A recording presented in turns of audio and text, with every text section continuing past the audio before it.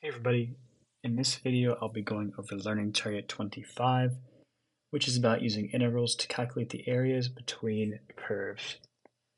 So here we're asked to set up an integral that represents the area that's enclosed by two curves, f of x and g of x. So keywords just set up, which is great, because we don't actually have the equation for g of x or f of x. F of x you'd probably guess because it's a line, but g of x we don't really know. So the best way to think about this is I'm going to have two different shapes pretty much, or two different regions.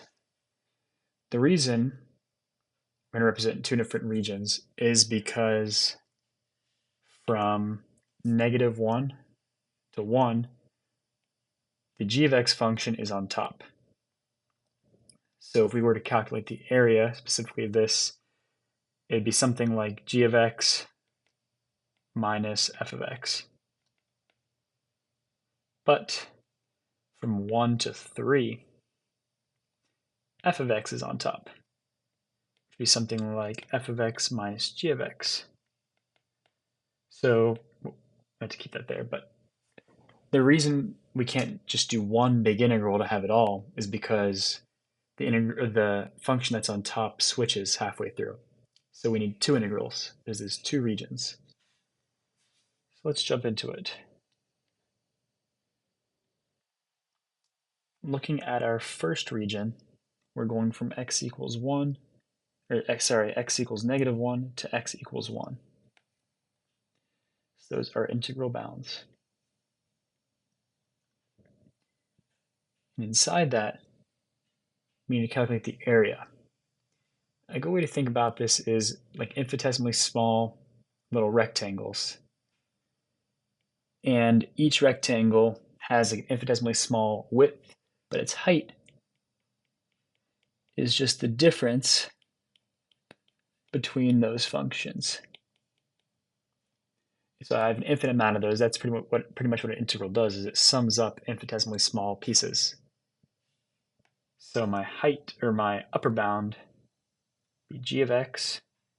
I'm subtracting away f of x. That's in terms of x, so dx. Kind of like reading out this integral in like layman's terms basically means from -1 to 1, I'm taking the sum, the infinitesimally small areas of g of x minus f of x. So for the second part of the integral, or the second, sorry, not the second part of the integral, the second integral, we're going from 1 to 3, and we're doing pretty much the same thing. But here, f of x is the top function and g of x is the bottom function. So write it as f of x minus g of x. It's dx. And that is our integral. I'd say the best way to really think about this if you're stumped is just imagining those little rectangles, infinitesimally width, or rectangles with an infinitesimally small width. You're summing up the area of each of those rectangles from the lower bound to the upper bound.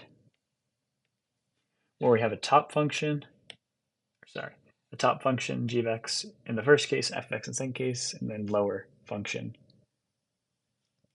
Because from -1 to 1, g of x is the top function, and then from 1 to 3, f of x is the top function, which is why we need these two different integrals. That's why we can't put it in one big integral. Common mistake is people just doing one large integral.